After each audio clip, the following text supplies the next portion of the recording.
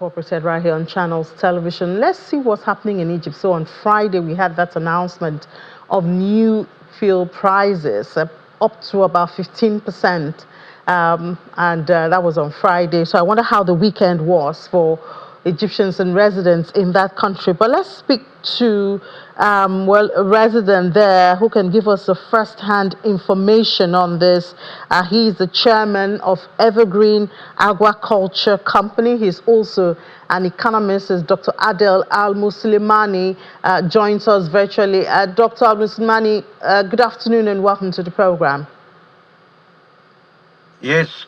First, thank you very much for having me. And I would like to say the price of fuel in Egypt increased from 2013 up to 2025 more than 10 times because it used to be 1.5 pound, now reach near to 20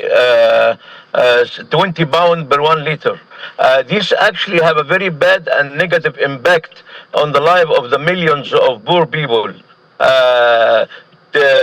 Despite that the lower price of fuel globally also they have increased in an unacceptable manner in Egypt. On behalf on beside of that, a lot of goods and a lot of service also become more high price for the people, and this is give a very bad and negative impact. So the government is saying they have to do this because they want to access a loan from from IMF. Does this sit well with the people? I know the other time there was an attempt to remove subsidy from bread, to make bread more expensive. There were protests and all of that for this. Do we see the people reacting that way, or do people understand the reason for this? Yes, actually, the government have to do because they got a loan from IMS, and this is actually the rules of IMS to increase the price of many of the products and service in Egypt. But how could the people can understand that? Because even the loan government.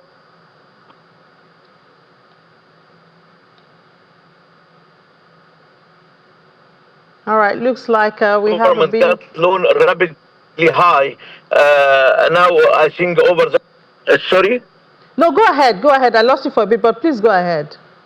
Okay. Actually, actually, the poor people, yes, they have to understand, but we have to find another solution in Egypt to conduct from the rich people, not from the poor people, because actually they got to the end of accepted such a kind of very suffering life by increasing the price. Many of the societies come down from the middle level to the poor level by this way. All right, but is the government saying anything about perhaps anything they could use to buffer, some of this impact? Because of course we know once fuel prices increase, it's going to spread to food, spread to transport and everything. Are there talks about how the government can help to reduce the pain, especially as you noted, on those who are in the lower financial ladder? Actually, my friend, the problem that the government, when got the loans, they use this loan for making some.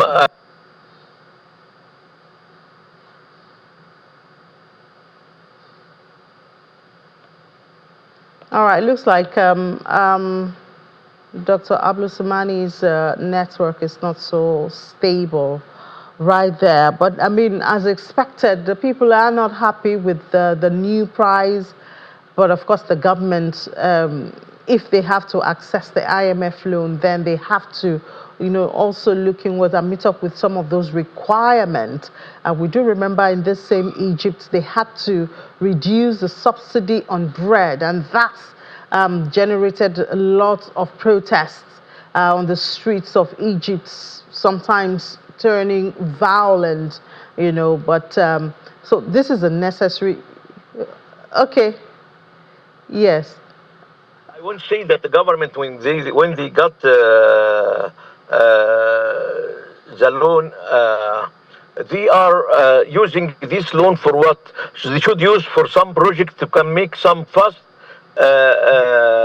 income to the society, and some useful projects for making the life of the people much more good. But I make this one for monorail or for other things. It's not using for the people. The people can't find any good for them life. So they are really very unhappy by that. Even start some journalists and